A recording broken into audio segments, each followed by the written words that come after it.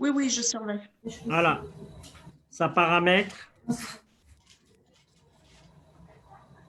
Bien en premier. Bien en premier des cadeaux. Récupère. C'est parti.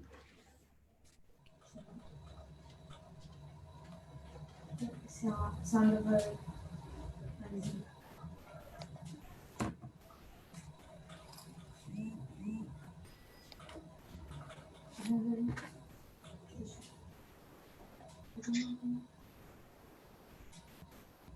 Oui, j'attends moi. Non, attention. Attention. Moi, je suis très content. Moi, je vais le roi.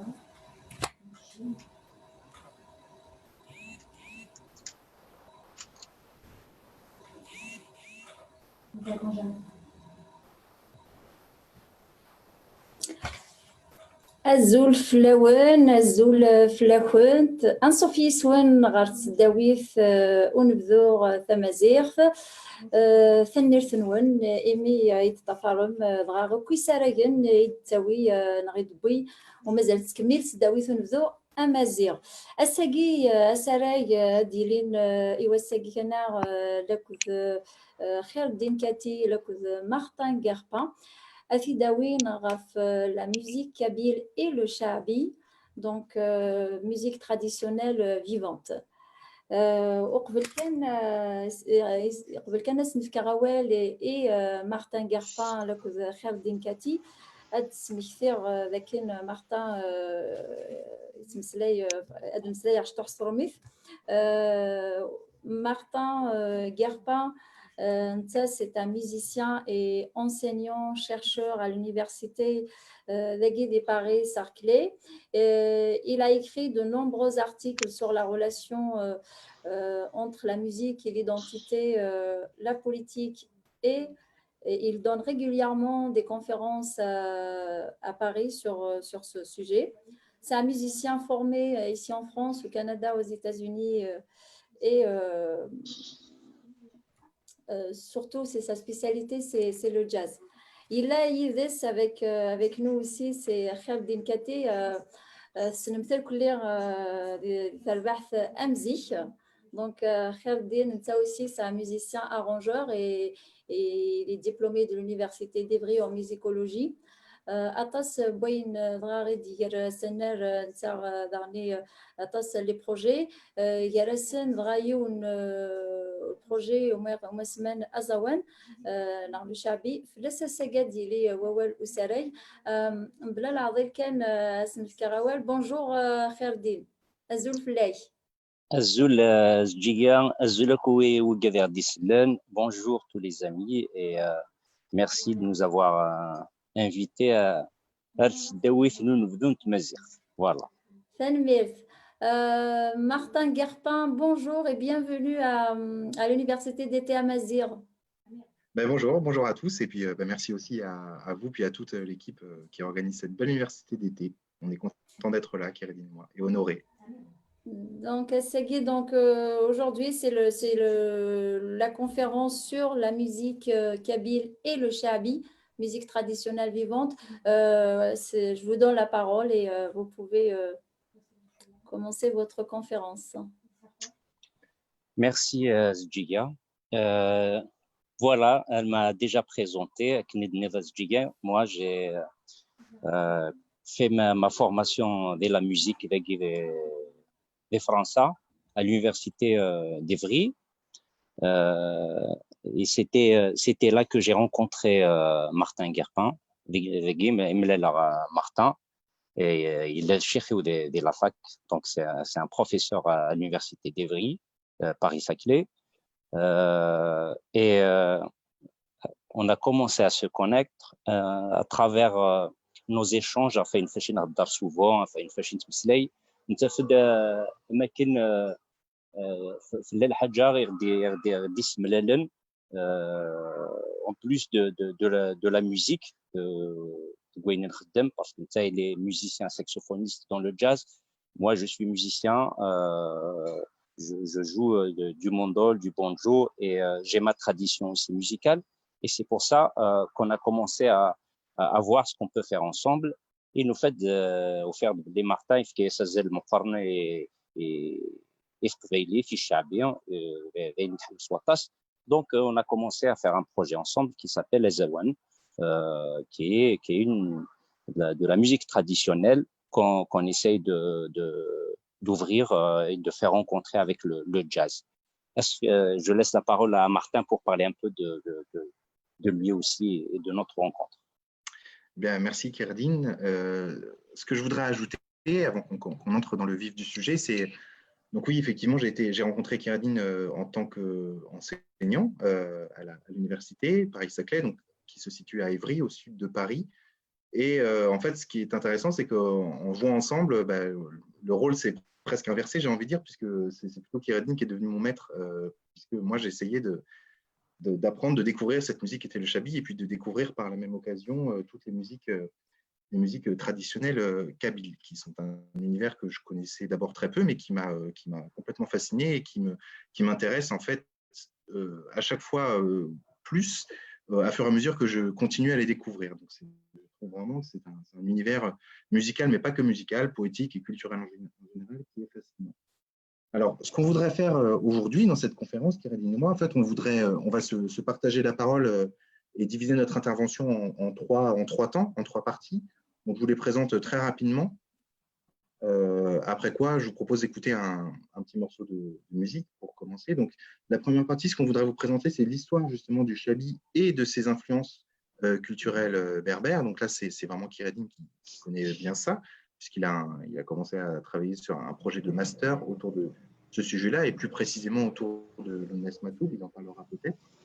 La deuxième partie sera plus centrée sur Azawan. Alors non, c'est aussi pour présenter c'est d'abord pour présenter ce qu'on fait musicalement dans ce projet musical-là, mais c'est surtout plus généralement pour faire d'Azawan une sorte de cas d'étude, un cas particulier sur la manière dont on envisage le devenir, ce qu'on peut faire avec ces musiques traditionnelles, comment on peut participer à leur évolution, puisque ce sont des musiques qui ont toujours évolué de manière interne, mais aussi au contact de musiques qui venaient d'autres cultures. Donc, comment on essaie de participer à cette évolution, bien sûr, sans trahir ce qu'est profondément cette musique, le caractère, tout ce qui fonde l'originalité et les particularités de cette musique. Ça sera donc un deuxième temps. Et puis la troisième partie concernera quelque chose qui nous touche tous les deux aussi, Kerdine et moi, c'est-à-dire qu'on est musiciens, mais on s'intéresse à cette musique aussi en tant que chercheur. Enfin, chercheur, c'est aussi mon métier. Et ce qui m'a passionné en essayant de m'informer sur cette musique, c'est d'abord de l'apprendre auprès des musiciens, comme Kerdine justement, mais aussi j'ai essayé de voir, je me suis intéressé à ce qui s'était fait en termes de travaux de recherche, notamment universitaires, sur cette musique. Et en fait, ce qui m'est apparu, c'est qu'il y a tout un projet, un champ de recherche qui mériterait d'être développé ou plus avant. Et c'est ça que j'essaierai de présenter plus rapidement dans une troisième partie. Donc, je vais laisser la parole à Kerdine, mais avant cela, je vais partager donc mon écran pour commencer notre intervention. Et je vous propose d'écouter un morceau de Mahmed El Anka qui s'appelle Izriou, dont vous parlera Kerdine juste après qu'on aura écouté. Alors, ce sera qu'un extrait, je suis désolé, mais on est content de vous faire écouter cette musique-là, cette chanson-là, pour commencer l'intervention. Donc, je vais mettre voilà, le diaporama. Et c'est parti, à partir de 30 secondes.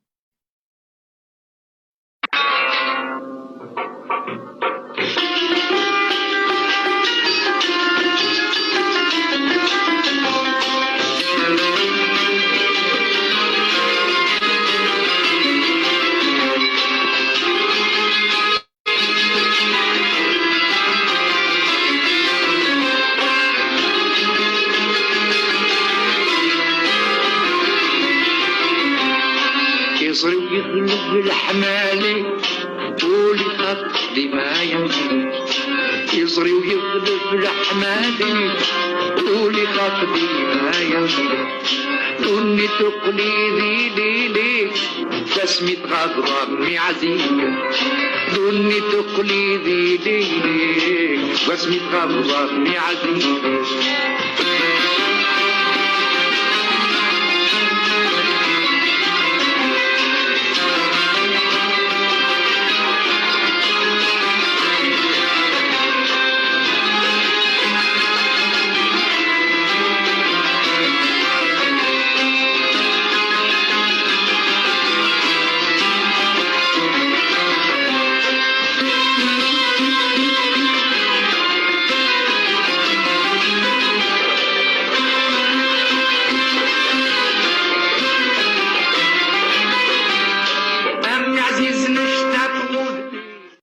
donc excusez-moi de couper, ça ne se fait pas normalement de couper un extrait, mais pour tenir notre temps de conférence, je m'arrête là pour cet extrait et je laisse la parole à Kirdine. Très bien, merci Martin. Alors pour reprendre à partir de ce morceau, faut savoir que cette chanson Izraoui Ghalb al-Ahmadi est un texte qu'il a écrit Kamal Hamadi, de Kamal, qui est toujours vivant, c'est au Larbi de la Marf, et chanté par le Hajj al-Anqa, qui lui a demandé de lui faire un texte à cette époque-là pour son fils. Donc l'Anqa, il découvre ce texte et il l'enregistre directement après sa rencontre avec Kamal Hamadi, et il enregistre ce morceau avec beaucoup de larmes, parce que il trouve que le texte est d'une profondeur incroyable. Et je profite de l'occasion pour montrer que c'est là qu'il réside exactement le travail et le point de rencontre entre le shabi et la musique kabyle. Zedjiga, vous m'entendez toujours?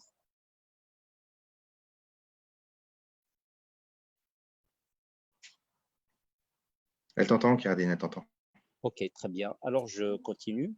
Donc, pour reprendre à partir de ce morceau, je vais vous parler un peu de l'histoire du shabi, de l'histoire de cette musique et de comment on arrive jusqu'à la création du mandol et au patrimoine musical shabi et musique kabyle, bien sûr. Donc, au début de l'histoire, il y a un musicien qui s'appelle Ziryab, un musicien qui est parti d'Irak pour s'installer en Andalousie. C'est un musicien qui joue du oud. Ziryab était un grand chanteur. Donc, on raconte de lui qu'il avait une très, très belle voix. Il avait un professeur, son professeur, qui s'appelle Ishaq al-Mawsili, avec qui il était souvent en conflit, à qui il mettait beaucoup d'ombre pour son époque, de ce que raconte l'histoire de la musique de cette époque. Et donc, il a décidé de partir, de fuir cet entourage. Il est parti s'installer en Andalousie vers le 9e, 10e siècle. Donc, c'est à 822 et entre 822 et 852. C'est ça l'époque qu'il a vécu Ziryab. Donc, en arrivant en Andalousie, il était reçu comme un très grand artiste. Il était reçu comme une star, si on parle de notre époque. On lui consacre tout de suite, le roi de l'époque, il lui consacre une bourse pour développer sa musique. Et il s'occupait de tout ce qui est orchestre, tout ce qui est artistique et musique dans le palais royal. Donc, Ziryab, il a créé beaucoup de modes, beaucoup de nouba, beaucoup de patrimoine musical de son vivant. Et jusqu'à dans les années 30. Je fais un parallèle tout de suite entre Ziryab et l'Anqa. L'instrument qu'il jouait Ziryab à son époque, c'était l'oud. Donc, c'est l'un des instruments les plus anciens de la musique traditionnelle. Et donc, dans les années 30, l'Anqa, qui était élève de musique andalouse, élève de Nador, qui s'occupait de la création d'un orchestre à l'époque, donc il était élève de Nador. Et il lui a appris les formes classiques de la musique andalouse. Il lui a appris les noubas, tels qu'on les joue à cette époque. L'Anqa, dans les années 30, il était aussi très sensible à ce qui se passait à son époque. Donc, il commençait à y avoir des orchestres de jazz, des orchestres de l'époque qui venaient à Alger. Et il voulait donner un caractère nouveau, une autre couleur à sa musique, une autre couleur à son instrument. Donc, il fait une commande à un luthier italien qui s'appelle Bellido pour lui fabriquer un instrument qui serait entre le oud de la musique orientale et, et, la, et la mandoline de la musique italienne. Bellido il fabrique un instrument qui est le mandol. Et tout de suite, la majorité des artistes de l'époque, la majorité des musiciens de l'époque adoptent cet instrument et devient l'instrument représentatif du shabi. Donc ça, c'est la naissance du mandol. Il faut savoir que aussi la démarche de l'ANCA était dans l'objectif de donner une ouverture à la musique de son époque et d'ouvrir le shabi, la musique andalouse, sur la Méditerranée et sur le monde. Parce que si on fait un petit parallèle, une petite comparaison entre le oud et le mandol, il faut savoir que le oud, il a des cordes en nylon, le mandol, il a des cordes en acier. Donc, il y a tout de suite un côté un peu folk dans le mandol qui donne cette sonorité, cette couleur un peu différente du oud. Et à partir de là, il y a aussi un travail important qu'il a fait l'ANCA, c'est d'adapter toutes les formes de son époque qui sont des formes longues et des formes lentes, qui est la musique classique andalouse, à son époque pour que ça soit plus adapté à son époque, pour les occasions ou les mariages, les concerts de l'époque. Donc, à partir de là, il est né un nouveau style de musique qui est le shabi, qui est une musique populaire beaucoup plus courte dans les formes, dans les structures aussi, et ça a pris une dimension incroyable. Donc, ça a tout de suite parlé à tous les artistes, y compris Cheikh Al-Hasnaoui, des artistes aussi de la même notoriété que l'ANCA à l'époque. Donc, ils étaient tous sensibles au travail de Mohamed l'ANCA. Ça, c'est ce qui est du travail de l'ANCA et de son apport dans la musique shabi. Ce qu'il faut savoir, c'est que l'ANCA aussi, il voulait créer un orchestre, une école et une musique pour son pays. D'ailleurs, dans l'une des interviews de l'ANCA, les rares interviews de l'ANCA avec Ketb Yassine, il parlait de ça, il parlait en détail de son travail, de sa volonté et des raisons qui l'ont poussé à faire ce travail. Jusqu'à dans les années 70-80 et jusqu'à maintenant, il y a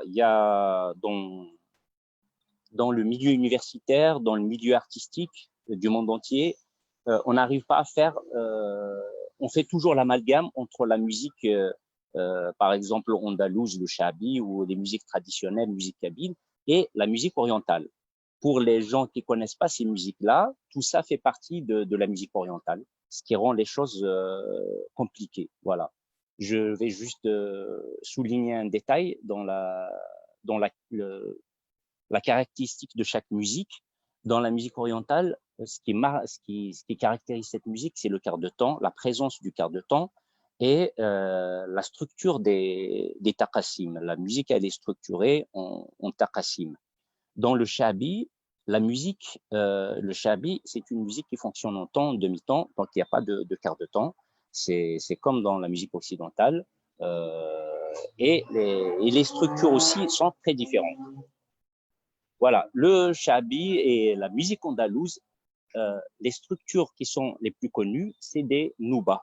Comme on peut le dire en kabyle aussi, c'est nouba. Voilà. Les noubas, Ziryab, quand il a fait son travail en Andalousie, quand il recevait les orchestres, les choses se sont organisées de telle sorte. Les orchestres, ils venaient présenter un tour de musique qu'ils appelaient Nouba. Ce tour-là, c'est une structure assez complexe qui commence par une partie qui s'appelle la touchia, il y a une partie qui s'appelle Msaddar, il y a une partie qui s'appelle Khalas, il y a une partie qui s'appelle Inqilab. Donc, c'est une structure très complexe. Et c'est des structures, c'est des parties qui durent 1 heure de musique. Et il y avait 24 noubas, comme les 24 heures de la journée. Donc, il y avait de la musique tout le temps dans les palais. Dans les années 30, le travail qu'il a fait l'ANQA pour adapter ces structures-là, donc il puisait aussi dans les textes le patrimoine poétique d'un style particulier qui s'appelle Malhoun, qui est un style poétique qui venait beaucoup plus du Maroc, et il mettait ça en musique, et ça a enrichi le shabi dans ce côté-là, dans le texte. Donc, il y a beaucoup d'apports aussi de la poésie du Melhoun qui vient du Maroc. À partir des années 30, il y a une génération d'artistes qui étaient très sensibles au shabi, commençons d'abord par l'Anqa, qui est un artiste d'Azfoun. Il faut savoir que Azfoun, il a donné de grandes figures d'artistes, dont Mohamed El Anqa, Issiakham, et des comédiens, beaucoup d'artistes de cette région. Donc, par respect au travail qu'il a fait Al-Hajj Mohamed El Anqa, la majorité des artistes de son époque ont adopté le mandol, et ils ont fait de ça l'instrument représentatif de cette musique. Et donc, l'intelligence de ces artistes, ils ont aussi puisé du patrimoine poétique kabyle, ils ont composé aussi, ils ont écrit des textes, et ça a fait qu'aujourd'hui, on ne sait pas mettre une frontière où c'est quoi la limite quand on parle de la musique kabyle et du shabi. Donc, c'est ça. Il y a une génération d'artistes marqués par l'exil, et une grande partie aussi de cette musique s'est développée aussi en France, parce que c'est là qu'ils ont atterri la majorité de ces artistes-là.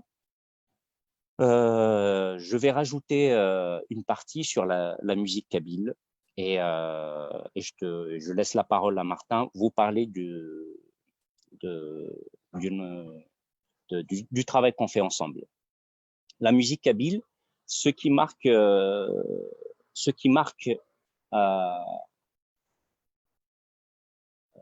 beaucoup la musique kabyle par rapport au shabi, c'est la poésie. La musique kabyle, avant tout, c'est de la poésie. Voilà, c'est un patrimoine poétique. Si on peut parler de la langue, le kabyle est une langue à partir de laquelle ressort beaucoup de poésie, et une fois qu'on maîtrise la langue kabyle, on devient poète. C'est à partir du moment où on atteint un certain niveau de maîtrise de la langue, de connaissance de la langue, on devient poète systématiquement. Donc, il y a la poésie improvisée. On peut parler de Mohamed Oumed, on peut parler du travail qu'il a fait d'El-Mouloud, Mouloud Mamri, sur de comment il a rassemblé la majorité des poèmes de Mohamed dans le livre de Isfara de Mohamed. Il y a la poésie aussi des femmes, les chants de femmes, à partir des rituels, à partir de toutes les occasions de la vie sociale. Il y a beaucoup de poésie qui est créée sur le moment, ou beaucoup de poésie qui est créée par inspiration. Donc, les femmes, pendant les mariages, pendant toutes les occasions les rituels, elles improvisent des chants, et elles créent de la poésie à partir de ça. Donc, il y a des chants, des poèmes pour chaque occasion, pour la récolte des olives, pour le mariage, il y a des dialogues, des poèmes sous forme de dialogues qui sont très, très riches et très beaux. Les artistes kabyles, la majorité des artistes kabyles puisent de ce réservoir poétique pour enrichir leur musique et pour mettre en musique ces poèmes. beaucoup d'artistes ont fait ça. Donc, il y a Idir, Matblounes, il y a la majorité des artistes qui passent par cette étape-là parce que ça reste le réservoir, la source primordiale de la poésie. Il y a aussi des chants qu'on appelle ashwir, donc la musique kabyle. Si on parle de mélodie et pas de poésie, on va parler de ashwir. Donc c'est des airs, c'est comme des modes qu'on chante aussi, que ce soit dans les champs, pendant les tâches ménagères, pendant la moisson, pendant les différentes occasions. Il y a des chants qui sont adaptés à chaque moment, que chantent soit les hommes, soit les femmes. Et c'est des chants aussi qui méritent d'être préservés, d'être connus, d'être transmis. Et je pense que dans la troisième partie, on parlera de la nécessité de consacrer des travaux de recherche, des masters, des thèses pour travailler sur ces sujets-là. Je vois que le temps avance très vite, donc je laisse la parole à Martin pour vous parler de Azawan et du travail qu'on fait ensemble et de sa spécialité qui est le jazz. Merci beaucoup, Kéradine. Oui, le temps avance toujours trop vite. En tout cas, si on n'est pas en milieu, alors j'espère qu'on n'est pas et qu'on ne sera pas.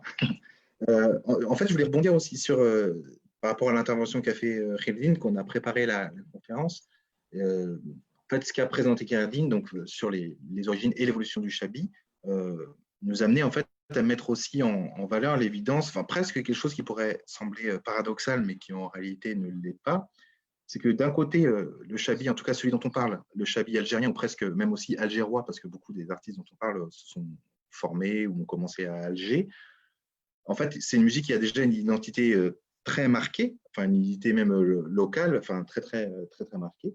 Mais en même temps, c'est une musique qui a subi diverses influences et en fait de nombreuses influences extérieures. Alors qu'elles soient kabyle, maghrébine en général, Kéradine apparaît aussi du Maroc, mais on peut dire aussi plus récemment française à travers la chanson. Et même, c'est ça qui m'a frappé, même celle du jazz, et dès les débuts de cette musique, dès les années 1930. Là, je m'appuie sur un texte d'un critique musical, enfin qui est beaucoup plus que ça, qui s'appelle Bachir Ali Hadji, qui a écrit un texte qui s'appelle Mohamed El Anka et la tradition chabi, où il explique que El Anka, dès les années 1930, allait écouter des groupes de jazz à Alger. Et donc, qu'il y a un certain type de rythme, de swing qu'il aurait repris dans la musique. Et en fait, c'est cet amalgame entre une musique qui est très marquée, enfin qui est très caractéristique, qui a sa propre identité, évidemment, tout en évoluant historiquement malgré tout, même si au premier abord, on a peut-être du mal à le percevoir, mais à travers des apports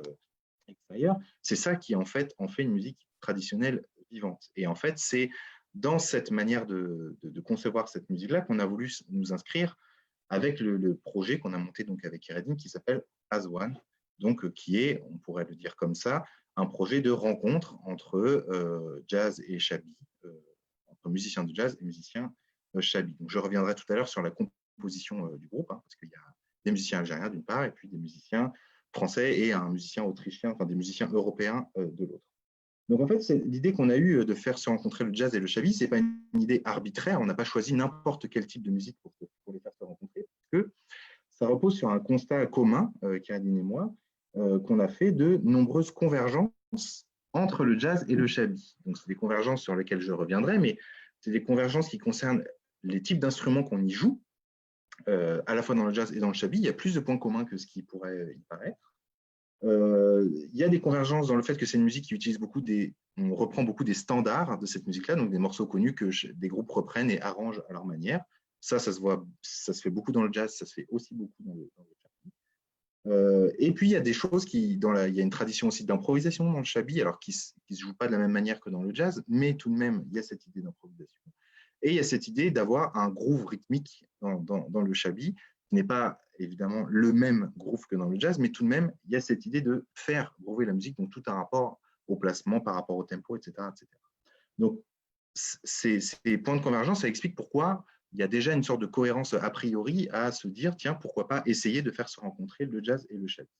Donc, notre idée directrice, une fois qu'on s'est dit ça, ça a été de revisiter en fait les répertoires traditionnels du Chabi et enfin du Chabi et des musiques kabyles d'ailleurs, et de les réactualiser, pour ainsi dire, sans, alors la limite c'était sans en dénaturer l'esprit, c'est-à-dire sans en dénaturer les caractéristiques musicales fondamentales du Chabi et puis de ses influences kabyles. Donc tout ça, ça nous a amené à développer une sorte de double prise de distance, j'ai envie de dire. Donc on a essayé avec deux approches des musiques du monde. Donc on a essayé d'une part de prendre, je vais développer ça, on a essayé de prendre nos distances avec ce qu'on appelle les positions folkloristes, donc de faire du Chabi juste musique de folklore. Et d'un autre côté, on a aussi essayé de prendre nos distances, de ne pas aller de l'autre côté en faisant simplement de la world music. Alors, je vais m'expliquer.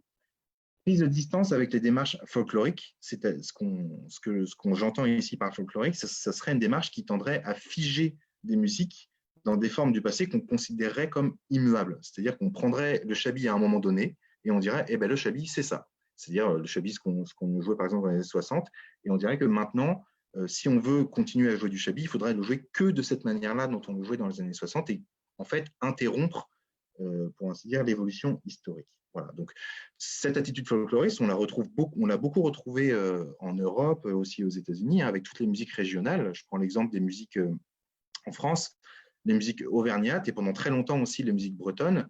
Il y avait des manières de les jouer et dès qu'on essayait de les faire avancer ou de les remélanger, beaucoup de gens s'opposaient à cette manière de faire. Aujourd'hui, les choses ont changé, surtout en Bretagne, où les jeunes générations se remettent beaucoup à étudier leur musique, les musiques bretonnes, et bien sûr à les mélanger avec leur propre culture musicale, tout en restant fidèles aux instruments qu'on joue dans la musique bretonne, etc., etc. Donc, en fait, ce qu'on entend, nous, en essayant d'éviter d'être dans une démarche folklorique, c'est d'essayer de rejouer exactement telles qu'elles ont été jouées, des choses qui, de toute façon, ont été jouées sans doute beaucoup mieux que nous par de grands maîtres dans le passé. Donc, autant essayer de proposer de mettre notre patte à cette musique. Mais, évidemment, la condition, c'est d'essayer de rester, comme je l'ai déjà dit, fidèle aux caractéristiques qui nous semblent décisives, fondamentales de l'identité, de ce qui fait que le Chabi est bien le Chabi et pas une autre musique. Et c'est là que, en fait, arrive la deuxième prise de distance, la prise de distance avec la world music. Alors, il ne s'agit pas de condamner toutes les world music, évidemment. Il y a plein de musiques, d'enregistrements qui relèvent de ce qu'on appelle le genre de la world music, qui sont évidemment très intéressantes. Mais là, ce qu'on appellerait world music, ce serait une conception des rencontres entre des musiques qui viennent d'endroits différents du monde, quels qu'ils soient, ces endroits-là, et où, en fait, pour faire dialoguer ces musiques, en fait, on enlèverait, pour chercher un terrain commun entre ces deux musiques, on enlèverait tout ce qu'elles ont de caractéristiques. Et finalement, le risque de certaines musiques qui relèvent de la world music, c'est d'éraser, d'enlever toutes les différences, et finalement, on arrive à une sorte de forme de musique globalisée qui n'est ni totalement qui n'est en fait nulle part à la fin. Voilà. Donc, ça reviendrait en fait à faire ce qu'on a longtemps fait en Europe avec en fait toutes les musiques qu'on a appelées orientales, mais il faut savoir que ce qu'on appelait l'orientalisme en France, par exemple, au XIXe siècle et jusque quasiment en 1945, ce qu'on appelait l'orientalisme, c'était toutes les musiques qui relevaient des traditions marocaines, ensuite algériennes, ensuite et jusqu'au Japon. C'est pour vous dire si cet exotisme-là était complètement, réduisait toutes les différences culturelles. Vous imaginez évidemment les mondes qu'il peut y avoir entre la musique marocaine et la musique japonaise ou chinoise, évidemment. Donc nous, on essaye justement de ne pas aplanir ces différences-là et de préserver ce que le jazz a de particulier là-dedans, ce que le Chabi a de singulier aussi, et c'est sur ces singularités qu'on essaye de travailler pour éviter, par exemple, des phénomènes qui font que il y a beaucoup de musiciens, par exemple, j'ai rencontré des musiciens, par exemple, turcs, où il y avait 3 générations, le grand-père qui jouait de la musique, on va dire, à l'ancienne, qui utilisait un système de quart de ton, etc., etc. Et puis, il était un peu désolé, ce grand-père, il nous avait présenté son petit-fils, qui, lui, était passionné par tous les synthétiseurs, forcément, parce que c'est quelque chose de propre à sa génération. Mais pour pouvoir jouer sa musique avec des synthétiseurs, eh bien, il passait dans un système où il avait dû enlever tous les quarts de ton, parce que, en tout cas, à cette époque-là, les synthétiseurs ne proposaient pas de quarts de ton. Donc, du coup, on avait une sorte d'appauvrissement de la musique, que donc on évite de faire. Donc, une fois qu'on a dit ça, prise de distance avec les démarches folkloriques, prise de distance avec la world music, tout ça pour essayer de perpétuer cette idée d'une musique traditionnelle vivante, on ne peut pas faire ça n'importe comment, en fait. Et l'idée, c'est que, ça c'est la deuxième grande idée du projet Azawan, c'est d'avoir une démarche qui soit exigeante pour chacun d'entre nous, qui consiste à essayer de comprendre et apprendre à ressentir la musique de l'autre. C'est-à-dire, en tout cas pour moi personnellement, mais aussi pour les autres musiciens européens du groupe, il ne s'agissait pas juste de faire de l'exotisme ou du jazz oriental. Il s'agissait bien d'apprendre le chabi. Donc ça, c'est ce qu'on a fait avec les deux musiciens, donc Khredin ici, et puis Karim Ziad aussi, un batteur très, très connu, très renommé aussi, qui connaît parfaitement les rythmiques chabi. Et en fait, le contrat qu'on a posé quelque part dans le groupe, c'était nous, en tout cas moi, avec Khredin, quasiment je prends des cours, quoi. J'apprends cette musique, j'apprends à la jouer, et ça revient pour moi, en fait, là je parle de mon expérience face à ça, à vraiment se confronter à l'altérité musicale. Autrement dit, moi j'ai été formé au jazz et à la musique classique au Conservatoire de Paris, bon, dans plusieurs endroits, sauf que là, j'ai quasiment dû réapprendre la musique. Donc réapprendre à jouer de mon instrument, à changer un peu le son de mon instrument, une nouvelle manière d'ornementer, mais plus profondément que ça encore, c'est-à-dire changer mon oreille, changer même ma manière de percevoir le rythme. Alors je voudrais juste donner un exemple pour ça, parce que Khredin s'est beaucoup moqué de moi pour ça, mais en fait il avait raison, parce qu'il y a des phrases que Khredin m'apprenait qui sont dans un certain rythme. Et en fait, moi, je les entendais en plaçant la pulsation, les appuis rythmiques, toujours au mauvais endroit. Mais parce que c'était mon oreille de musicien classique ou de jazz qui m'incitait à le faire. Alors, je vais vous faire écouter juste un petit exemple qui vient d'un morceau qu'on a enregistré. Donc, pour cela, je vais partager mon écran. Donc, je vais vous faire écouter ce petit exemple et après, je vous rechanterai la manière dont je l'entendais au début et dans la manière dont, en fait, il faudrait l'entendre si on était un vrai musicien. C'est pour vous dire, en fait, qu'il faut réussir à presque incorporer une nouvelle manière de sentir le rythme. Alors, je vais me remettre, je vais m'assurer déjà que le son est partagé sur le partage d'écran. Excusez-moi, il est partagé, c'est bien le cas. Et donc, pour ceux que ça intéresse, on a préparé tout le plan d'intervention. Vous pourrez le retrouver sur ce PowerPoint. Donc, ça, c'est tout ce qu'a dit Khredin. Et donc, nous, ce qui nous intéresse, ça se trouve ici. Donc, voilà le passage en question que je voudrais vous faire écouter. Ça vient de l'album qu'on a enregistré en juillet.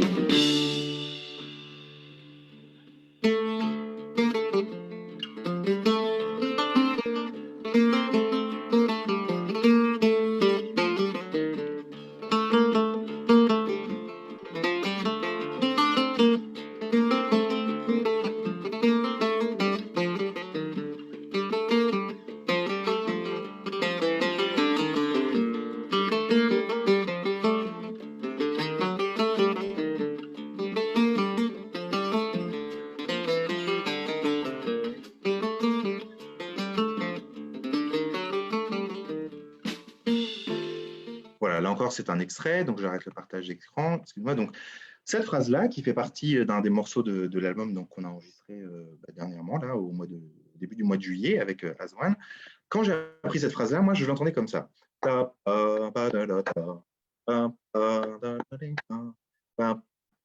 C'est-à-dire que j'entendais comme une phrase binaire à 3 temps, autrement dit, comment je l'entendais, comme une valse, en fait. Comme une valse.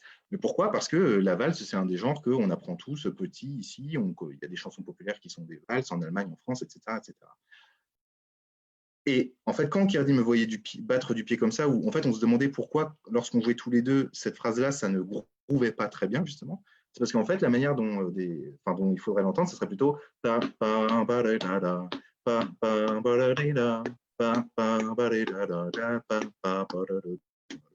voilà. C'est-à-dire que en fait, c'est comme si j'entendais tout décalé d'une croche. Donc, cette toute petite chose-là, ça marche quand on écrit la musique et qu'on recopie tout ça, on peut bien comprendre, mais le principe, c'est d'apprendre cette musique comme Khredin a appris, c'est-à-dire à l'oral.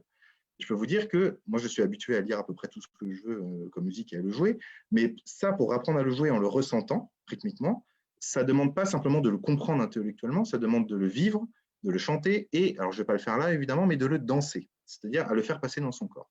Et c'est là que je ne donne que ça comme exemple, mais pour vous dire que la démarche qu'on fait, c'est chacun apprend la musique de l'autre, et ça demande un apprentissage qui est un apprentissage long si on veut le faire sérieusement, en plus du fait qu'il faut apprendre les mélodies par cœur, il faut apprendre les standards du chabi, comme on apprend la musique de jazz. Et il en est de même pour les traditions d'improvisation. Et bon, évidemment, on n'improvise pas en jazz comme on improvise dans le chabi. Voilà, donc pour nos démarches individuelles, je pourrais dire que la réciproque est vraie pour Kierlin quand il se met lui aussi à essayer d'improviser en mode jazz. Ça le fait essayer d'apprendre à improviser d'une manière différente de ce qu'on peut improviser dans le shabi. Évidemment, tout ce que je dis de mon point de vue, la réciproque, on la travaille aussi puisqu'on est dans un dialogue. Pour ce qui concerne maintenant le projet collectif, eh bien, ce qu'on a essayé de faire, c'est un hommage au shabi, montrer qu'il s'agit d'une musique traditionnelle vivante. Donc, pour notre répertoire, on a choisi de repasser un peu l'histoire du shabi. Donc, on a pris dans notre disque des morceaux issus des Nouba, donc une touchia qui vient de la Nouba sultane, un insiraf, c'est-à-dire un rythme assez particulier aussi de la musique arabo-andalouse qui est issu de la Nouba Ram el Maya. Ram el Maya, c'est un mode.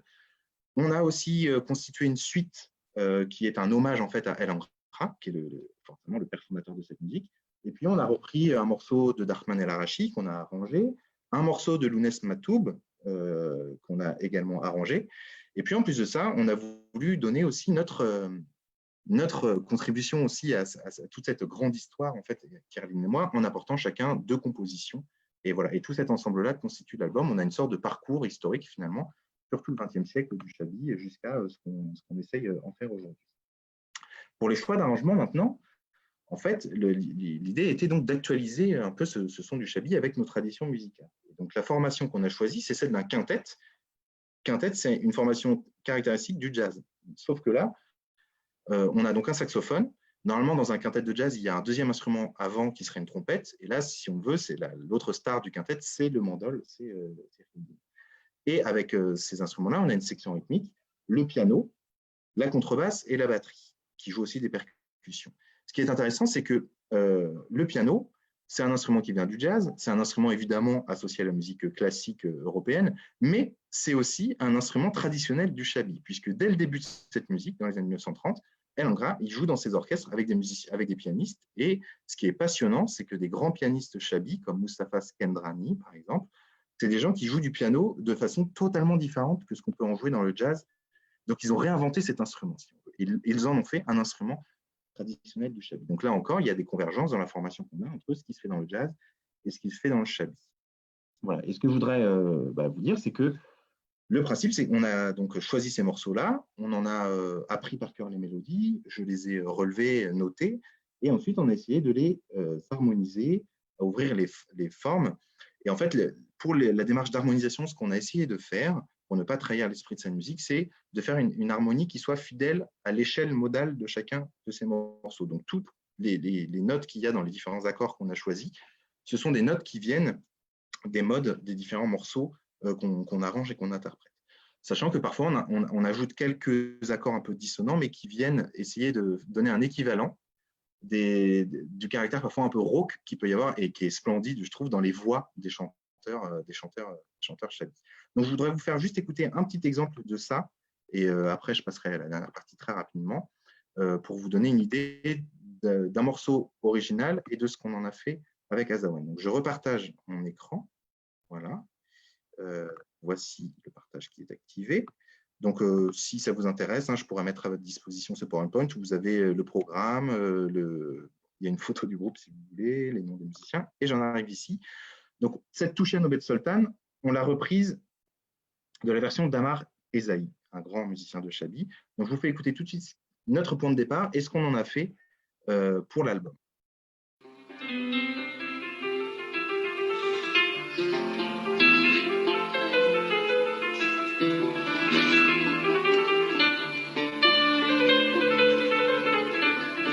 On entend le piano.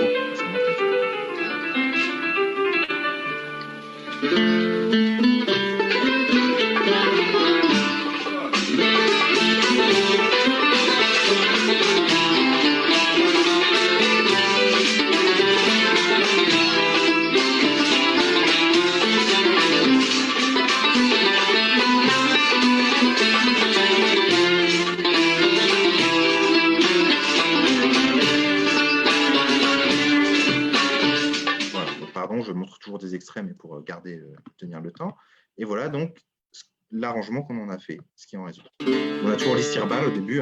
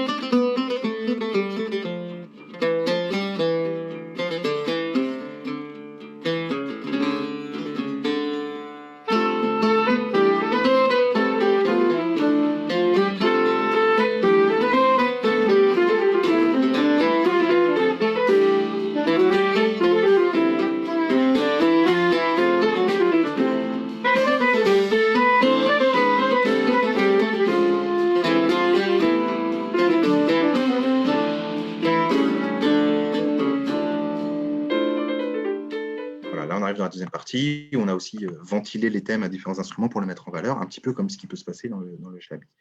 Dernière chose que je peux vous montrer, c'est que tout ça on a aussi ouvert certaines formes. Le Chabi a aussi des formes très codifiées, mais qui peuvent s'ouvrir et de façon improvisée, une fois qu'on maîtrise bien les choses, une soirée Chabi, on peut s'échanger des thèmes.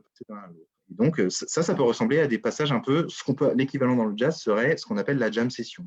Les musiciens reprennent des thèmes qu'on connaît tous et puis on s'amuse à passer l'un à l'autre comme ça en improvisant. Donc, je vous montre juste un petit extrait qui vient d'un concert cette fois où on s'est amusé à faire ça. Là, je crois que c'était pendant le BIS et où là, on a ouvert à l'improvisation. Mais j'essaye, par exemple, dans cet extrait-là, de ne pas improviser comme je le ferais en jazz, mais en gardant un motif assez simple et en essayant de le développer. Donc, je vous montre encore que 30 secondes de ça et puis je passe à ma dernière part.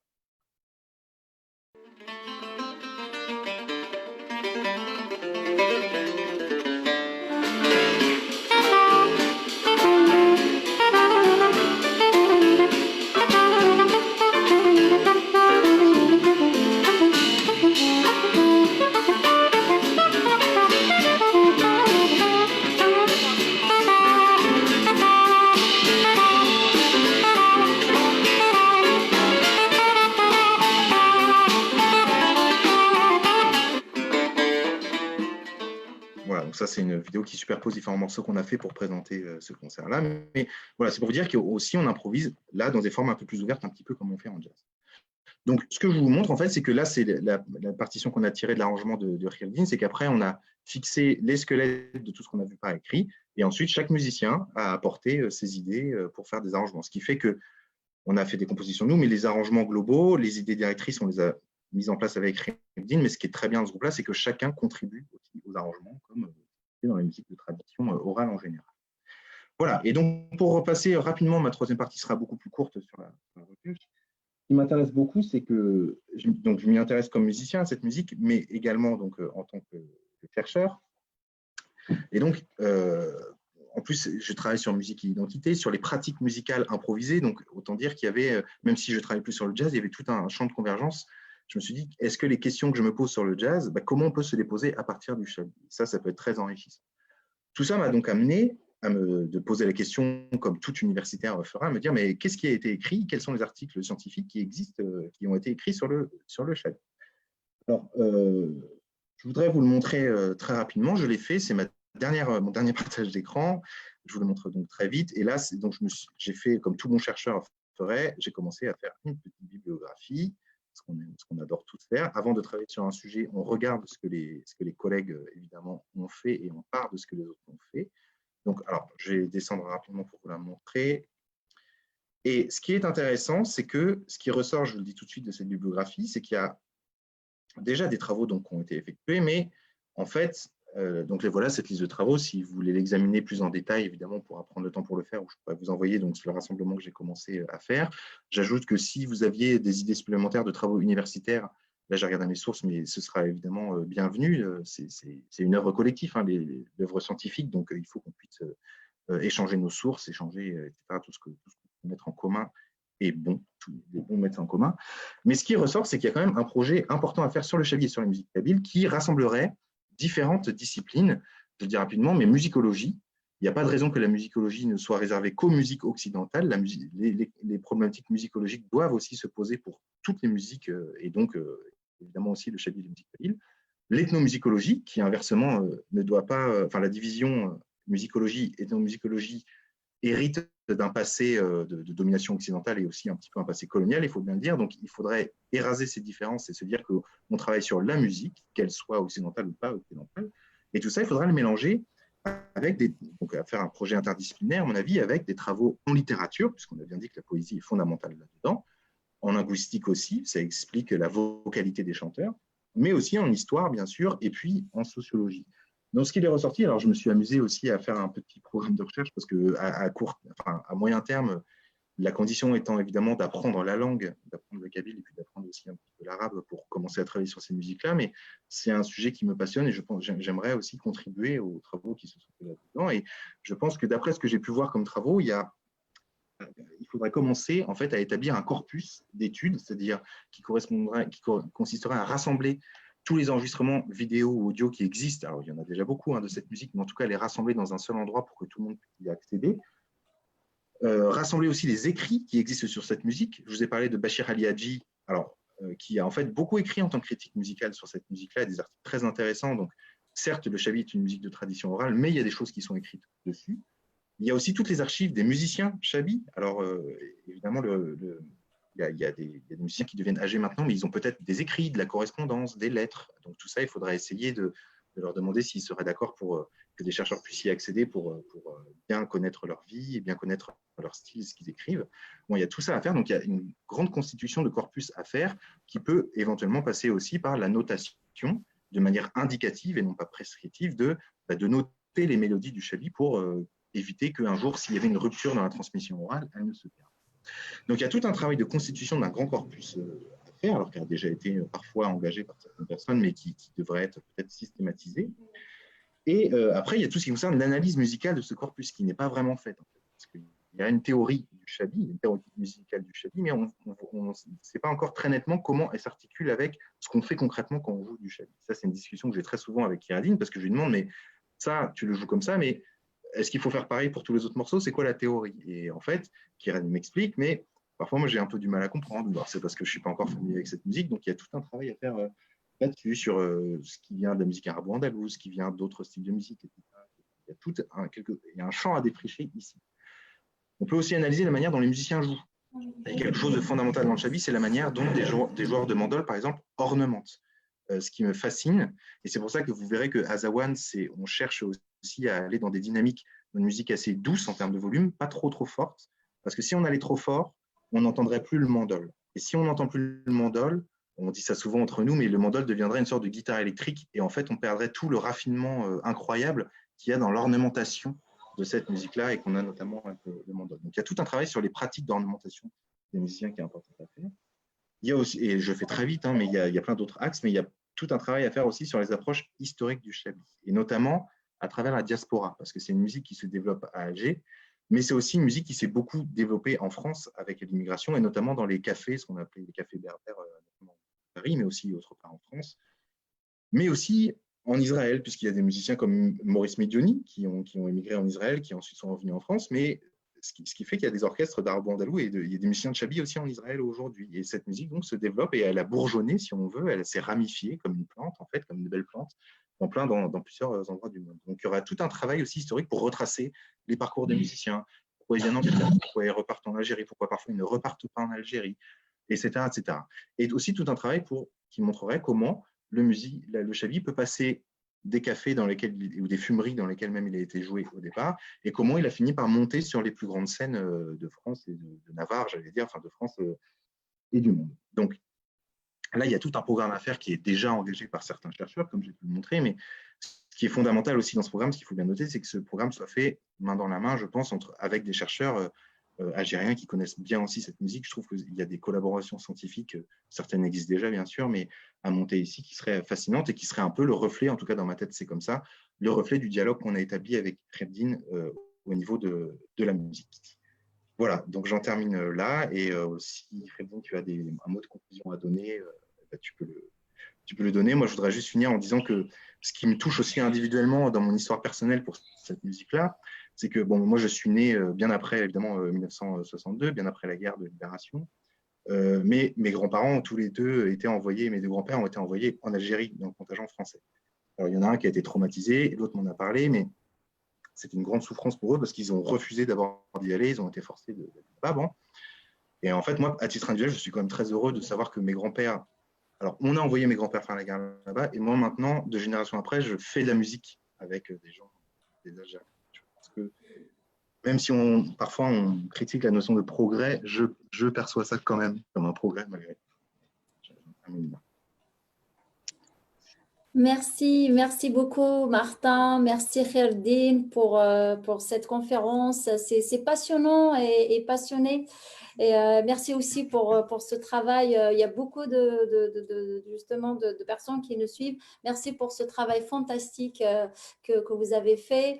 Et surtout, voilà, c'est une rencontre entre deux musiciens, entre deux musiques, le jazz et le shabi. Et il y a aussi entre deux cultures, hein, la France et la Kabylie. Martin, Kherdine, la question c'est pour vous deux. On aimerait savoir justement cette rencontre-là, ce projet-là, c'est le fruit d'une rencontre. Ce que je disais entre deux musiques, deux musiciens et deux cultures. Est-ce que vous pouvez nous parler un petit peu de cette rencontre? Comment c'est passé? Depuis combien de temps que vous travaillez ensemble? Alors, je vais parler de ma rencontre avec Martin. Je l'ai dit au début, et je pense qu'à travers la présentation de Martin, vous remarquez le modeste grand artiste qu'il est. Il a vraiment le profil d'être aussi un maître du shabi, Martin, parce que la philosophie du shabi des artistes kabyles qu'on aime beaucoup, c'est avant tout un esprit humble, des gens simples, mais des gens très grands dans leur pensée, des gens très intelligents, voilà, qui s'adaptent à l'autre. Donc Martin, c'est juste l'occasion de rencontrer Martin, c'était la chance que j'ai eue à l'université d'Evry. J'ai rencontré beaucoup de profs, beaucoup de belles personnes, des gens qui m'ont appris à travailler autrement, à réfléchir ma musique autrement. Donc, c'était mon professeur de formation musicale à l'université, et on s'est rapprochés par la musique. Après, j'ai eu le plaisir de l'inviter pour arranger un morceau avec Amzik. Donc, je l'ai invité sur l'album, le nouvel album d'ailleurs qui va sortir, et il nous a fait l'honneur de participer, d'arranger un morceau qui s'appelle Fafsa. Je profite de l'occasion. Voilà. À partir de là, on a créé un projet. Ça fait à peu près plus de 2 ans qu'on travaille sur ce projet. D'abord, de travailler notre dossier, de travailler de structurer notre projet, de savoir exactement ce qu'on va faire. Martin a beaucoup parlé du travail de recherche, de la profondeur, parce que ce n'est pas seulement de la musique qu'on veut reprendre, mais c'est vraiment de s'approprier ce répertoire-là, dans le respect de cette musique, dans le respect de son histoire aussi. Martin, oui, Martin, vous voulez rajouter quelque chose? Contrairement à plein de couples qui racontent leur rencontre, j'ai la même version, moi. C'est-à-dire, effectivement, on s'est rencontrés en classe, j'ai envie de dire, enfin en cours, mais justement, l'idée des cours, là, c'était formation musicale, mais en fait, ça m'a fait penser que parfois, les cours qu'on appelle formation musicale peuvent être des cours de déformation musicale.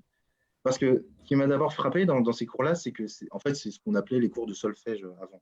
C'était en Master 1, je crois, il y a 2 ans, effectivement. Et donc, c'était ce qui m'avait tout de suite frappé. Moi, je fais pas mal de choses qui passent à l'oral, par des répétitions de l'oral. On fait des exercices comme ça, pas que le solfège écrit avec la notation.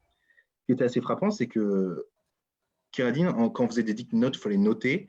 C'était pas le meilleur étudiant, on va dire. Mais par contre, c'était donc en fait pour l'université et pour ce qu'est la musicologie, on va dire traditionnelle, même ça évolue beaucoup en France maintenant là-dessus, mais pour le solfège à l'ancienne, Kherdine était un mauvais étudiant. Sauf que quand on faisait d'autres types d'exercices à l'oral, là c'était incroyable. C'est-à-dire qu'il était plus fort que nous tous pour reproduire des choses rythmiquement, pour sentir les rythmes, etc. C'était vraiment. Donc je me suis dit, bon, il y a donc un problème, c'est-à-dire ça révèle bien 2 façons de penser la musique, et si on ne note et si on ne juge à l'Université française en musicologie qu'une seule de ces façons, ça veut dire qu'on discrimine toute une autre fraction des gens qui sont pourtant des grands musiciens, enfin des super musiciens. Donc en fait, ça a commencé pour moi par ce constat-là, et de fil en aiguille, j'ai commencé à dire, mais comment ça se fait, qu'est-ce que tu joues comme musique du coup, pour faire ça? Hop, il m'a montré le mandol, il m'a fait découvrir le shabi que en fait je ne connaissais absolument pas. Et en fait, ce qui m'a vraiment intéressé, c'est que, alors je parle du shabi, mais maintenant aussi de toutes les musiques kabyles, c'est-à-dire que en fait, vu de France, enfin, moi, d'un musicien, musicologue français qui s'intéresse à pas mal quand même de musique du monde, pour moi, c'est vrai que ce que je voyais venir d'Algérie, c'était beaucoup le raï, en fait, ou alors des musiques qui ont été enregistrées très tôt en France, justement, par des collectages, mais des musiques vraiment qui relèvent aujourd'hui de l'ethnomusicologie, enfin, qui relèvent plutôt de ce que j'appelle du folklore aujourd'hui. Et donc, j'ai été vraiment fasciné de découvrir à partir de Kherdin toute cette tradition musicale que je ne connaissais vraiment pas du tout. Et je peux garantir que aucun de mes collègues ne les connaissent et aucun de mes copains, même dans ma famille, on ne connaît pas trop cette musique-là. Et donc, c'est vrai que pour ajouter un petit complément à ce qu'a dit Kherdin, parce que je souscris évidemment à tout ce qu'il dit, sauf avec le fait que je suis un grand musicien, parce que je ne pense pas être un grand musicien, mais en tout cas, je pense être un musicien qui apprend. Et je continue à apprendre, c'est tout ce que je demande. Je ne demande pas être grand, petit, voilà. Je demande à progresser, moi. Mais en tout cas, ce qu'il y a d'important dans ce projet aussi, c'est aussi de faire connaître cette musique-là, le chabi, à des gens qui ne sont pas nécessairement kabyles ou qui ne la connaissent pas, quoi, tout simplement, parce que moi, j'estime qu'elle mérite vraiment amplement d'être connue et je pense important en France qu'on ne réduise pas la musique d'Algérie à tel ou tel genre et qu'on prenne conscience de toute la richesse musicale qu'il y a dans ce pays et plus généralement dans tout le Maghreb. Voilà. Donc c'est aussi un des enjeux de ce groupe-là aussi. Et donc de toute l'action culturelle qu'on met en place à travers ça, masterclass et petites conférences aussi. Merci Martin. J'ai une chose aussi que j'ai oublié de dire, mais je le dis, mais depuis que vous travaillez ensemble, vous vous êtes mis aussi à apprendre la langue kabyle parce que vous m'avez dit que ce ne serait pas du tout cohérent de chanter, de travailler avec Kherdin, le chabi, la musique kabyle, sans rentrer justement dans toute la poétique de cette langue kabyle. Kherdin, j'ai une petite question parce qu'on est très très content de voir justement, il y a beaucoup de personnes de Kabyles, il y a beaucoup de Kabyles qui nous suivent en ce moment, tous les Kabyles du Canada, des États-Unis, de Kabylie, donc là, et ils nous suivent. Je leur dis merci,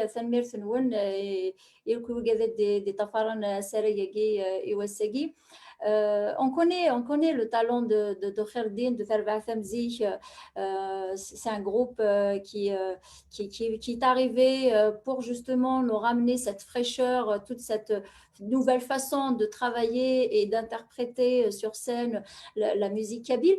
Mais d'autant plus, on est très content aussi de voir des chanteurs, des musiciens comme Kherdin de Tharba Thamzi, de nous renvoyer à quelque chose d'important et de renvoyer le chabi à ses origines kabyles. Parce que comme vous l'avez dit, le chabi il a été chanté par des Kabyles longtemps, sauf que tous ces chants-là, ils ont été occultés. C'était quelque part l'identité des maîtres du chabi, elle a été occultée. Kherdin, est-ce que tu peux nous dire aussi quelques mots sur et de renvoyer justement le chabi à cette Très bien. D'abord, je profite de l'occasion de saluer tous les amis qui nous suivent parce que tu vois les rares mais c'est une génération voilà, c'est une merde de la conférence de la musique kabyle pour rendre les choses plus officielles, plus sérieuses dans cette démarche-là. Ce qui pourrait rétablir notre histoire, l'histoire de la musique kabyle, l'histoire du chabi, c'est de consacrer des travaux universitaires à ces musiques-là et à ces artistes.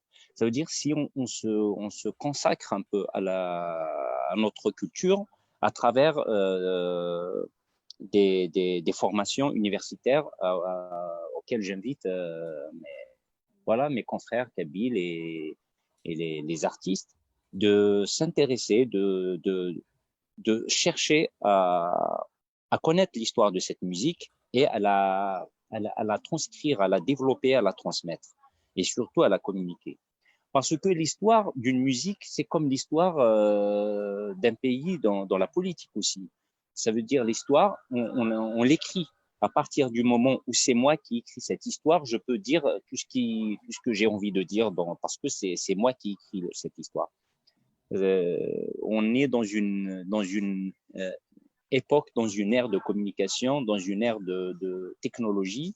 On peut facilement consacrer beaucoup d'importance à cette musique et à notre histoire. Les artistes kabyles,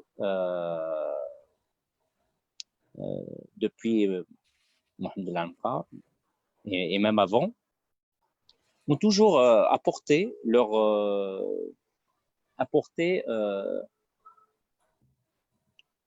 idées, apporter leur patrimoine, apporter leur musique, leur création, leurs inspirations dans le sens de donner une musique à ce pays. Le malheur, c'est qu'aujourd'hui, on ne trouve aucune institution consacrée à cette musique, que ce soit un conservatoire, que ce soit des écoles, ni à l'Anqa, ni à Matoubounas, ni à Slimane Azim. Donc, il faudrait à un moment prendre en charge cette culture par soi-même et le faire par le travail. Donc, je me limite à dire ça, Zouji. Merci Khaireddine. Martin, c'est la rencontre entre le jazz et le shabi, mais non seulement, enfin, il y a les talents musical des deux musiciens, mais vous avez aussi un regard justement sur toute cette musique kabyle, shabi, et sur l'identité aussi kabyle, vu que vous êtes aussi spécialiste, maître de conférence, spécialiste de la musique identitaire politique. Oui. Quel regard justement portez-vous sur cette musique et toute cette culture berbère autant que musicien? En fait, j'ai un regard mon regard de chercheur, consiste à dire que, en fait, si on regarde, les recherches, en tout cas en français, sur tout ce qui concerne la culture kabyle en général, moi, je remarque qu'elles ont été en fait beaucoup développées en France beaucoup en France en fait, mais pendant la période coloniale. Et donc, quand c'est ça, quand on a des sources qui sont des sources comme ça, on a des sources sur lesquelles s'appuyer pour voir ce qu'on disait sur cette culture-là à la fin du XIXe siècle et au début du XXe siècle. Mais il faut faire très attention, parce qu'il faut évidemment regarder qui écrit et dans quelle perspective ces personnes-là écrivent. Donc là, je parle en tant plutôt qu'historien, parce que c'est une grosse partie de ma formation, c'est une formation d'historien. Donc on a des sources, mais menées du point de vue colonial, et en fait on peut avoir le soupçon ou lire ces sources en se disant, mais il y a aussi un travail des autorités françaises, peut-être d'avoir un peu joué la division, c'est-à-dire d'avoir isolé les Kabyles d'autres groupes pour pouvoir jouer les uns contre les autres et en fait diviser pour mieux régner. Donc j'ai l'impression qu'il y a une sorte de valorisation de la culture kabyle par les autorités françaises sur d'autres cultures arabes. Là, je parle de la fin du XIXe siècle et du début du XXe siècle, qu'on peut considérée aujourd'hui comme peut-être généreuse envers la Kabylie, mais qui était sans doute pas dénuée évidemment d'intérêt. Voilà. Ça, c'est ce que je vois en tant qu'historien. En tout cas, il y a des sources qui nous permettent quand même de documenter un peu ce qui se fait là-bas. Si on veut documenter la musique, parce que c'est quand même ça qui m'intéresse aussi, ça pose beaucoup de problèmes parce qu'en fait, on a la plupart des musicologues qui ont fait des travaux là-bas, mais dès les années 1910, 1920, 1930, il y en a qui se retrouvent au fameux congrès du Caire de 1932. Bien, en fait, c'est des musiciens formés à la musique occidentale, mais qui ne font pas toujours attention à essayer qui jugent cette musique-là et cette culture-là à l'aune de leur propre culture et de la formation. Donc, c'est comme si moi, musicien formé au mode majeur et mineur en musique occidentale, au croche et au double croche, je jugeais la musique kabyle où je la comprenais qu'à partir de ça, sans faire l'effort que j'ai décrit tout à l'heure, le vrai travail approfondi.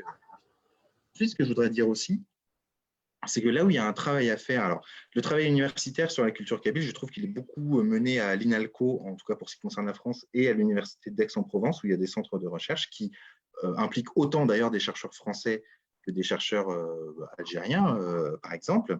Il y a aussi des recherches, bien sûr, qui sont menées en Algérie, mais là, je parle très, c'est presque aussi, je demande d'avoir des informations là-dessus, c'est des questions que je me pose, mais ce qui est sûr, c'est que du point de vue français, ce qui est important à faire, c'est le travail universitaire, donc concerne d'abord des études linguistiques, je trouve, et en fait, il y a encore très peu d'études sur la musique, mais sur plein d'autres aspects de la Kabylie. Bon, il y a eu les travaux de Bourdieu, évidemment, mais qui ne l'a pas fait tout seul, il a fait ça. Il faut autant rendre hommage à ses collègues avec qui il a travaillé, mais il y a énormément de travail à faire, et je pense que c'est important de faire ce travail d'un point de vue universitaire, mais surtout de le diffuser. parce que peut-être c'est une activité un peu brûlante aujourd'hui, mais quand même, si je regarde du point de vue de pas mal de mes amis, de ma famille, ou de ce qu'on entend dans le bruit médiatique ambiant, en gros, l'Algérie, enfin, je le dis assez brutalement, je suis désolé, mais l'Algérie, c'est les Arabes et c'est l'islam. En fait, c'est comme ça qu'on le présente. Et en fait, enfin, pour plein de gens en France, et j'avoue, pour moi, il y a encore 5 ans, hein, on a beaucoup de mal à comprendre qu'il y a une culture berbère, qu'elle a une histoire énorme. Là, je suis en train de lire La guerre de Jugurtha de Sallust, enfin, un auteur romain, donc tout ça, ça remonte au 1er siècle avant Jésus-Christ, mais il y a une histoire énorme, pré-islamique aussi. Enfin, toute cette histoire-là, en fait, en France, on en est très, très peu conscient. Et je sais aussi qu'il y a des débats en Algérie, notamment après la période d'arabisation, hein, pour se dire, mais est-ce que cette histoire est vraiment enseignée? Je pense qu'en fait, des deux côtés, cette culture-là se retrouve un peu ignorée en France et pour d'autres raisons ignorée en Algérie. En fait, c'est la perception que j'ai, moi. Ça, il faudrait le travailler plus sérieusement pour pouvoir avoir des conclusions plus solides.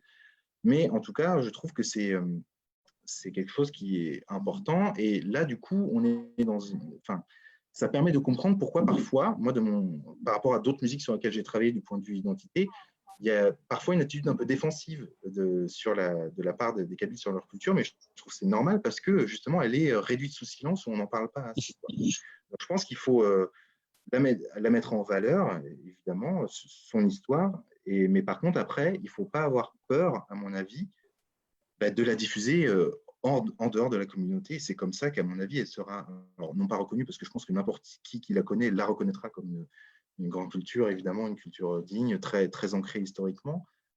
Mais il est important aussi qu'elle se fasse connaître à l'extérieur. Je trouve que c'est vraiment important de faire ça. Et je pense que ça aidera même plein de compatriotes français, entre guillemets, enfin, même si plein de Kabyles sont français, mais des compatriotes qui ignorent cette histoire. Je pense qu'il est important qu'ils connaissent. C'est important de faire connaître ça, là, presque d'un point de vue citoyen. En fait. Voilà. Très bien. Martin? Oui. Merci, merci pour ta réponse. Je pense qu'il y a un petit souci technique. Donc, Jigan, je l'entends pas.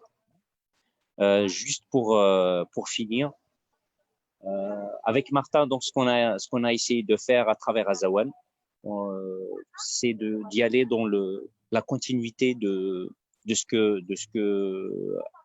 qu'ils ont toujours fait, les artistes, que ce soit dans le shabi ou que ce soit dans la musique kabyle, c'est d'ouvrir la musique, de respecter aussi toute la subtilité et toute l'histoire de cette musique. Donc, on essaye d'harmoniser, donc l'apport qu'on fait, la chose la plus importante, c'est de l'harmonie. Ce qu'il faut savoir, c'est que dans la musique kabyle ou le shabi, la notion d'harmonie et d'écriture musicale, ce qui fait de cette musique qui est une musique traditionnelle, n'existe pas, c'est-à-dire l'harmonie. C'est ce qui caractérise plus la musique classique, le jazz, etc., toutes ces musiques savantes. Et c'est ce qu'on essaie exactement de faire dans le shabi, dans la musique kabyle, c'est d'harmoniser, de travailler sur des harmonies qui peuvent fonctionner et de travailler sur des arrangements qui peuvent ouvrir sur d'autres sonorités et influences. Je vous remercie de votre écoute. Merci beaucoup.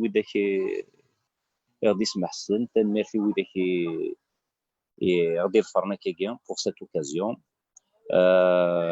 Martin, tu veux rajouter quelque chose? Non, pas. Enfin, en tout cas, dire que oui, peut-être une dernière chose, c'est qu'en fait, ce qu'on essaie de faire en fait avec Azawan ou même avec la musique en recherche, en fait, c'est d'abord de la musique, en fait, j'ai envie de dire, et puis c'est d'abord de la recherche. Et en fait, comme beaucoup de choses qui se passent en musique, s'il doit y avoir une dimension politique, ou en tout cas une interprétation politique de ça, puisque Jam m'avait envoyé un petit peu là-dessus, je pense qu'elle se fait à partir de la musique. Mais c'est pas le projet lui-même musical. Mais ça, c'est vraiment mon expérience aussi de chercheur dans les rapports entre musique, identité et politique. C'est que ce ne sont pas forcément les musiques qui se disent des musiques politiques qui ont le plus d'influence culturelle et politique à la fin. En fait. Donc, vraiment là pour rester sur ce qu'on a dit, et je pense que Khaireddine parlait de ça, il avait raison. Nous, on fait d'abord de la musique et on travaille sur une rencontre musicale avant tout. Et donc sur une tradition musicale qu'on essaye de mieux comprendre, enfin en tout cas que j'essaie de mieux comprendre, de mieux connaître, et puis de valoriser et de perpétuer finalement. Donc je m'arrêterai là-dessus, et puis je vous remercie en tout cas.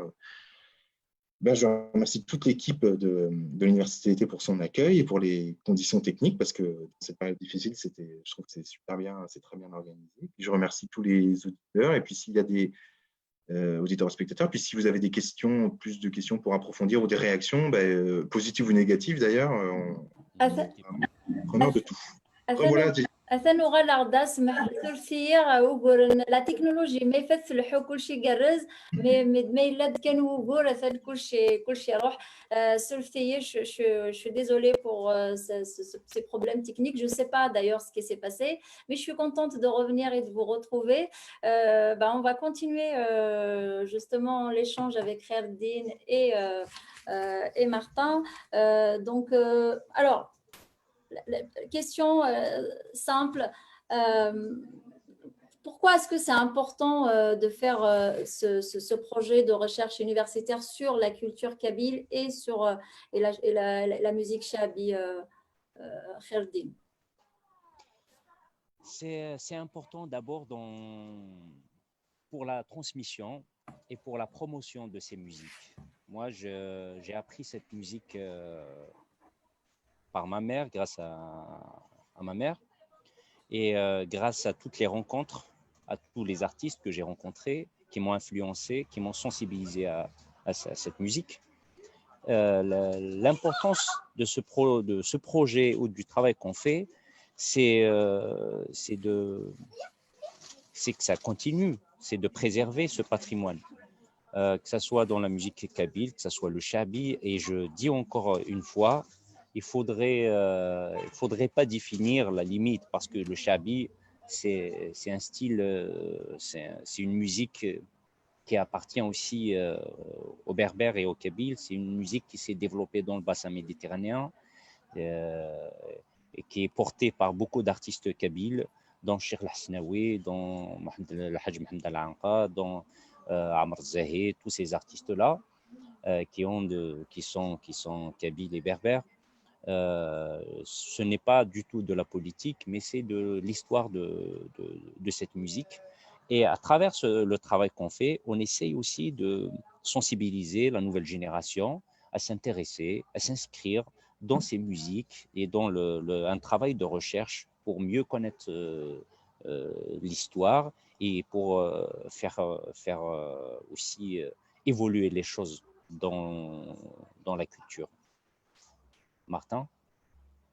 Ma première réponse de chercheur, c'est que la première raison pour lesquelles il faudra faire des recherches sur la musique, le chabi ou certaines musiques berbères, c'est qu'il y a plein encore de travaux qui n'ont pas été faits. C'est-à-dire qu'on regarde la bibliographie, on se dit tiens, ça c'est intéressant à faire. Donc déjà, en soi, pour un chercheur, il y a ce qu'on appelle un point aveugle, c'est-à-dire des questions qui n'ont pas été répondues, des objets, des répertoires qui n'ont pas été travaillés. Donc rien que ça, d'un point de vue très neutre, ça appelle à travailler là-dessus.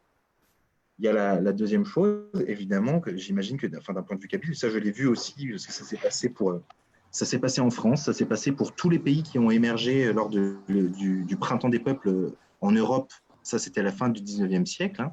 Il y a eu tout ce phénomène de nouveaux pays qui se sont, la Pologne, voilà, qui se sont développés. Voilà. À chaque fois, quand il s'agit de construire ou de valoriser une identité collective, et dans le cas de l'Europe, des identités nationales, ça s'appuie sur des travaux sur le passé, sur l'histoire. Donc, il faut faire toujours attention, parce qu'en France, ça s'est beaucoup traduit par construire une histoire de France, parce qu'on a appelé le roman national. En tout cas, construire une histoire qui corresponde à ce qu'on voulait comme identité à un moment donné. Mais en tout cas, il est sûr que ça permet d'avoir des travaux de recherche sur une culture donnée. Ça permet non pas de renforcer son existence, parce que ce n'est pas la question, mais de lui donner un ancrage historique important. Donc après, il faut toujours, quelles que soient les recherches qu'on fait tous les jours, on est toujours soumis au regard critique. Il faut savoir pourquoi on le fait, dans quel objectif on le fait. Moi, je le fais. Alors, j'imagine bien qu'il peut y avoir un aspect en fait identitaire aussi dans la promotion de ces recherches.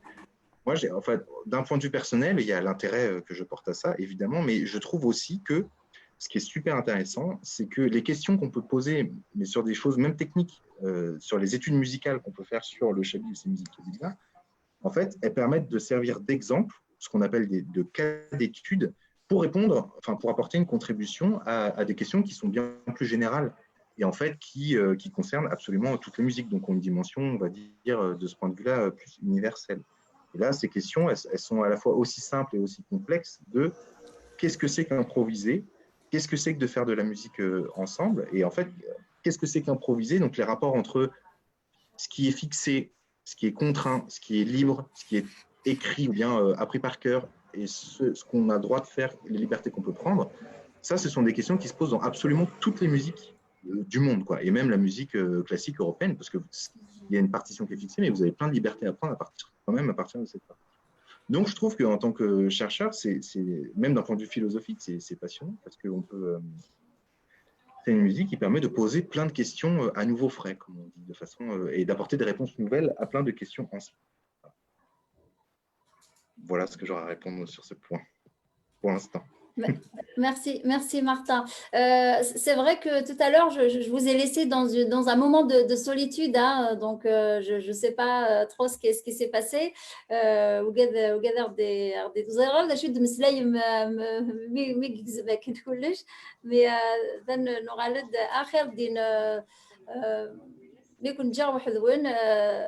C'est a un moment de improvisé. solitude.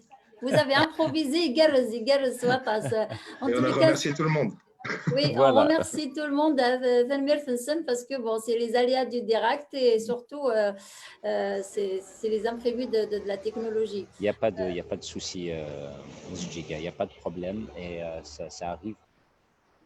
D'accord. Alors, استقصير سميت خاطر عطاسي بدي رانا كي انا لي كومونتير فاينو كي تقراهم مي تساعد مزقلينا سميت لي مورسو ميوزيكال ني الا يون مثلا غينا on dirait il y a comme un air médiéval goyna kinir x la rakinir il y a beaucoup qui disent aussi que le shabi on peut aussi dire que c'est une musique méditerranéenne du point de vue سميت النار زعما ماذا كي دي فرنسا راه ما دي سمولت القبايل ما نغلد كان sur si on parle un peu enfin aussi sur la musique kabyle et tout ce qui se passe autour. On sait que Kherdin, tu fais partie du groupe Amzik. D'ailleurs, on passe le bonjour à tes amis hein, qui suivent aussi cette conférence. Si on parle de la poésie, tu as parlé tout à l'heure de la poésie et tu disais que notre langue, elle est poétique, sauf que dans la musique kabyle, il y a beaucoup, avant, c'était beaucoup plus un texte engagé parce que dans les poèmes, on exprimait beaucoup le vécu, enfin, aussi. Est-ce qu'aujourd'hui, on a le droit, enfin, les chanteurs, les artistes maintenant, est-ce qu'on a le droit aussi au texte pour égayer, juste, tu sais, le texte léger, parce qu'on a vu certains chanteurs ont été critiqués sur ce texte-là. Est-ce que dans la musique kabyle, on peut faire aussi de ce texte-là, Kherdin? Pour te répondre, Giga, et répondre à cette question, il y a Martin qui a parlé tout à l'heure du fait que chez les Kabyles, il y a ce sentiment toujours qu'on est sur la défensive dès qu'on parle de la culture ou de l'identité, de la musique. On essaie de recadrer les choses. C'est vrai que dans la poésie, on peut définir plusieurs genres, plusieurs styles de poésie. Et dans la musique kabyle, la majorité de nos artistes, depuis Desliman, depuis Simouhand, il y a une nécessité d'engagement, une nécessité d'écriture dans un style qui est de dénoncer, qui est de rappeler l'histoire, qui est d'être porte-parole aussi. jusqu'à Idir Flassia Forbe, jusqu'à Matoulounes, jusqu'à Olhlou aussi, qui est dans la chanson engagée, Farhat. Beaucoup d'artistes sont dans cette démarche-là, parce que c'est la nécessité de... En fait, on prend la parole à travers la musique. Donc, il y a ce fait que chez les artistes, il y a une certaine condamnation, ils sont condamnés à faire ça, ils sont obligés parce qu'ils sont porte-parole, malgré eux, souvent. Après, aujourd'hui, je pense qu'il y a une nouvelle génération, il y a aussi, l'époque a changé, il y a une autre façon de faire sa musique. On est toujours tenu par ce côté-là. C'est-à-dire, il faut qu'on écrive notre histoire dans la poésie, il faut dénoncer des choses par la poésie, par la musique, mais il y a aussi l'envie de faire de la musique pour la musique, l'envie de créer dans différents styles de poésie, dans différents styles, dans différentes thématiques. Voilà. Moi, je pense que il y a de la place pour tout, il y a de l'inspiration pour tout. On peut faire les deux quand on a l'envie de le faire, tout simplement. Après, il y a le choix. Il y a beaucoup d'artistes qui font le choix d'être des artistes engagés. Voilà. Merci Kherdin. On a quelqu'un qui a envoyé un message, c'est une question aussi. Là, il vous dit merci pour cette leçon riche de notre patrimoine. Et il dit aussi, à quand un tube mondial pour promouvoir le shabi et la culture berbère dans le monde? Martin, tu veux dire un mot? J'allais dire, c'est une question pour toi, Lydine. Moi, qu'on la fasse dans le disque. Je pense que ce qui nous pousse à faire ce travail, en tout cas, moi, je suis passionné par la musique. Sincèrement, je prends beaucoup de recul pour ces choses-là. On fait ça par amour, par passion. Après, voilà, chacun a sa vision des choses, son idée de la réussite. Moi, je m'estime bien comme ça, on y va doucement, mais si ce tube arrive un jour, ben, on va l'accueillir avec plaisir. On essaiera. Merci beaucoup Martin, merci Kherdin.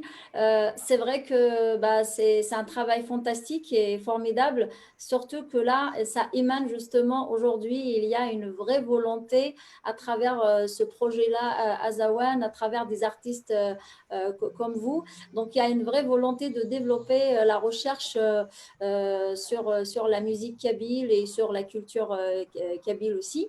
En tout cas, l'université d'été à Mazir est ravie de vous avoir aussi avec cette conférence, et on vous donne rendez-vous à la rentrée, surtout pour continuer à nous faire rêver avec vos spectacles et avec vos talents dans la musique. Donc, c'est la rencontre entre le jazz et le shabi. Je vous laisse dire un dernier mot ou un message Kherdin et Martin. Je te laisserai le dernier mot, Lydine. C'est parti. Non, le mot de la fin, hein, c'est pas le dernier mot, c'est le mot de la fin. Hein. Ah oui, je te laisse le on mot de la fin. On vous retrouve à la rentrée. Justement, oui, pour dire qu'à la rentrée, on sera, pas forcément en septembre, mais on sera tout proche d'avoir donc ce fameux premier disque. Donc, j'espère que si ça vous a intéressé, vous serez intéressé de l'écouter en entier, et puis surtout qu'on sera dans des conditions sanitaires qui nous permettront de le jouer en public, parce que c'est quand même rien ne remplace ça en fait, hein, pour les musiciens en général. Et moi je voulais aussi remercier l'université d'été, d'abord pour l'accueil, tout ce que j'ai dit tout à l'heure, mais aussi parce que alors je suis désolé, j'ai pas eu le temps de voir absolument toutes les conférences, mais en tout cas la plupart des conférences que j'ai pu écouter jusqu'à présent, moi, m'ont vraiment passionné, et puis ça contribue à ouvrir des tas de choses dans ma géographie personnelle, et puis pour ma culture aussi, et puis pour ma curiosité. Donc, je suis très, très heureux de pouvoir voir qu'il y a plein de gens qui ont plein de choses à nous apprendre comme ça, qui sont aussi très curieux. Donc, merci à l'université. Puis merci à tous les intervenants, tous les conférenciers, évidemment, pour nous apprendre tant de choses. Voilà. Je te laisse la parole, Divine. Écoutez, merci pour cette initiative. Moi, je trouve ça formidable. J'ai beaucoup aimé la majorité des conférences. Merci à tous nos amis qui nous écoutent en ce moment. Et j'espère que c'est une initiative qui va se renouveler chaque année et à laquelle je suis certain qu'il y a beaucoup d'artistes, beaucoup de chercheurs, de conférenciers qui ont des choses à apporter dans ce projet d'université d'été à Mazir. Je voulais remercier mon ami Martin Guerpin avec qui je fais ce travail et avec qui je prends beaucoup de plaisir à faire de la musique. Et à tous les musiciens avec qui on fait Azawan aussi. Voilà, Zoul et Mustapha, et merci Zjia et toute l'équipe de l'université d'été à Mazir.